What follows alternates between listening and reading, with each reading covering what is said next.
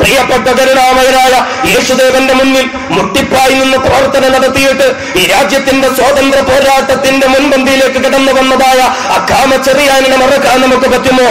അമ്പലങ്ങളിലേക്ക് കടന്നു ചെന്ന് ദൈവത്തിന്റെ മുന്നിൽ കുമ്പിട്ടുകൊണ്ട് കണ്ണീരൊഴുക്കി ഈ രാജ്യത്തിന്റെ സ്വാതന്ത്ര്യത്തിന് വേണ്ടി ഒരുപാട് കഷ്ടപ്പെട്ടതായ അനന്തം നായർ ഉൾപ്പെടെയുള്ളവരെ നമുക്ക് മറക്കാൻ പറ്റുമോ? ഏകനായ പടച്ചതമ്പുരാന്റെ മുന്നിൽ 2 റക്അത്ത് നിസ്കരിച്ചുകൊണ്ട് പടച്ചവനെ ഞങ്ങൾക്ക് സ്വാതന്ത്ര്യം നൽകുക എന്ന് പറഞ്ഞതായ വക്കം അബ്ദുൽ ഖാദറിനെ മറക്കാൻ നമുക്ക് പറ്റുമോ? സഹോദരങ്ങളെ, ഇവരെയൊക്കെ മറന്നതാണ് നാം നേരിടുന്ന ഏറ്റവും വലിയ പ്രശ്നം.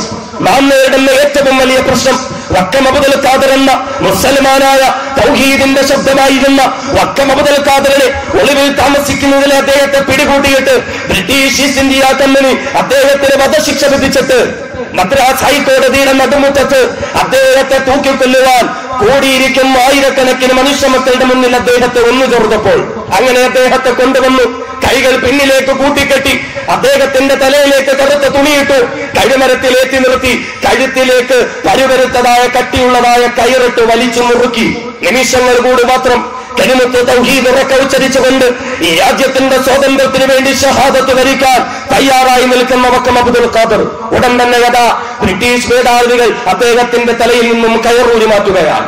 അദ്ദേഹത്തിന്റെ മുഖത്ത് നിന്ന് കറുത്ത തുണിയെടുത്ത് മാറ്റുകയാണ്. അദ്ദേഹത്തിന്റെ പിൻഭാഗത്ത് കെട്ടിയിരുന്ന കൈകളുടെ കെട്ടുകൾ അഴിച്ചു മാറ്റുകയാണ്. കഴിമരത്തിൽ ഇറക്കി നിർത്തിയിട്ട് വക്കം അബ്ദുൽ ഖാദറിനോട് പറയുന്നു, അബ്ദുൽ ഖാദർ, നിങ്ങൾ സ്വതന്ത്രനാണ്, നിങ്ങൾക്ക് പോകാം നിങ്ങളുടെ വീട്ടിലേക്ക്, നിങ്ങളുടെ കുടുംബക്കാരുടെ അടുക്കലേക്ക്, നിങ്ങളുടെ ഉടയവരുടെ അടുക്കലേക്ക്. അബ്ദുൽ ഖാദറെ, നിങ്ങൾക്ക് പോകാം എന്ന് പറഞ്ഞുകൊണ്ട് വിട്ടയക്കാൻ ഒരുങ്ങിയിട്ട് അദ്ദേഹത്തോട് ചോദിച്ചു, പക്ഷേ ഒരൊറ്റ ഡിമാൻഡ് മാത്രമേ ഉള്ളൂ. ഞങ്ങളുടെ ഡിമാൻഡ് എന്തെന്നറിയുമോ? എന്താണ് അവരുടെ ഡിമാൻഡ് എന്നറിയാൻ കാതോർത്തിരിക്കുന്ന വക്കം അബ്ദുൽ ഖാദറിനോട് ബ്രിട്ടീഷ് പട്ടികൾ പറഞ്ഞേ, അബ്ദുൽ ഖാദർ, നിങ്ങളോടൊപ്പം ഒളിവിൽ കഴിഞ്ഞ ബ്രാഹ്മണനായിരുന്ന അനന്തമായവർ ഇപ്പോൾ എവിടെയുണ്ടെന്ന് എന്ന് ഞങ്ങൾക്കൊരു വിവരം നൽകുക. ഞങ്ങൾ അയാളെ പിടിച്ച് നിങ്ങൾക്ക് പകരം തൂക്കിക്കൊള്ളാം. നിങ്ങൾ സ്വതന്ത്രനാണ്. കഴിമരത്തിൽ നിന്ന് പറഞ്ഞേ, അബ്ദുൽ ഖാദർ, നിങ്ങളോടൊപ്പം ഒളിവിൽ കഴിഞ്ഞ ബ്രാഹ്മണനായിരുന്ന അനന്തമായവർ ഇപ്പോൾ എവിടെയുണ്ടെന്ന് എന്ന് ഞങ്ങൾക്കൊരു വിവരം നൽകുക. ഞങ്ങൾ അയാളെ പിടിച്ച് നിങ്ങൾക്ക് പകരം തൂക്കിക്കൊള്ളാം. നിങ്ങൾ സ്വതന്ത്രനാൻ. കഴിമരത്തിൽ നിന്ന് പിടിച്ചിറക്കിയിട്ട് കൂട്ടുകാരനായ സ്വാതന്ത്ര്യ സമര പോരാളിയായിരുന്ന അനന്തമായർ എവിടെയുണ്ടെന്ന് കാണിച്ചാൽ നിങ്ങൾക്ക് വീട്ടിലേക്ക് പോകാമെന്ന് വക്കം അബ്ദുൽ ഖാദറിനോട് പറഞ്ഞപ്പോൾ, സഹോദരങ്ങളെ, അവിടെയാണ് ആ ഒരു മാനവ സൗഹാർദ്ദമാണ് നമുക്കില്ലാതെ പോയത്. മഹാനായ വക്കം അബ്ദുൽ ഖാദർ ചാടി കഴിമരത്തിലേക്ക് കയറുകയാ. ആ കറുത്ത തുണി പിടിച്ചു വാങ്ങി തന്റെ തലയിലൂടെ ഇടുകയാ.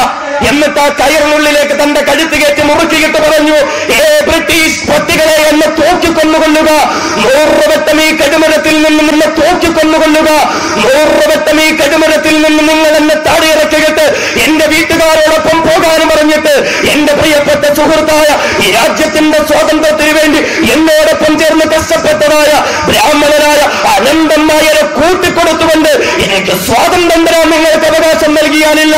100 വട്ടം മരിക്കേണ്ടി വന്നാലും എന്റെ കൂട്ടുകാരനെ ബലി കൊടുത്തുകൊണ്ട് രക്ഷപ്പെടാൻ ഞാൻ ആഗ്രഹിക്കുന്നില്ല എന്ന് പറഞ്ഞ വക്കം അബ്ദുൽ ഖാദറിന്റെ ദേശബോധവും മാനവ സൗഹാർദ്ദവും എന്റെ സഹോദരങ്ങളെ എവിടെയാ? അതുകൊണ്ട് കഴിയട്ടെ, ഇന്ത്യ രാജ്യം അതൊരു കൂട്ടർക്ക് മാത്രം അവകാശപ്പെട്ടതല്ല. ഇന്ത്യ രാജ്യം ഇവിടുത്തെ ഹിന്ദുവിന്റെ മാത്രമല്ല, ഇന്ത്യ രാജ്യം ഇവിടുത്തെ മുസൽമാന്റെ മാത്രമല്ല, ഇന്ത്യ രാജ്യം ഇവിടുത്തെ ക്രൈസ്തവന്റെ മാത്രമല്ല, ഇന്ത്യ രാജ്യം ഒരു ദർശനത്തിന്റെ വക്താക്കൾക്ക് മാത്രമുള്ളതല്ല. സഹോദരങ്ങളെ, ഇന്ത്യ ഞങ്ങളുടേതാണ്, ഇന്ത്യ ഞങ്ങളുടേത് മാത്രമാണ് എന്ന് പുലമ്പുന്നവർക്ക് കൈകോർത്തുകൊണ്ട് മാനവ സൗഹാർദ്ദം ഊട്ടിയുറപ്പിച്ചുകൊണ്ട് എനിക്കും നിങ്ങൾക്കും പ്രഖ്യാപിക്കാമില്ല, ഇന്ത്യ നിങ്ങളുടേത് മാത്രമല്ല, പിന്നെയോ ഇന്ത്യ നമ്മുടേതാണ്.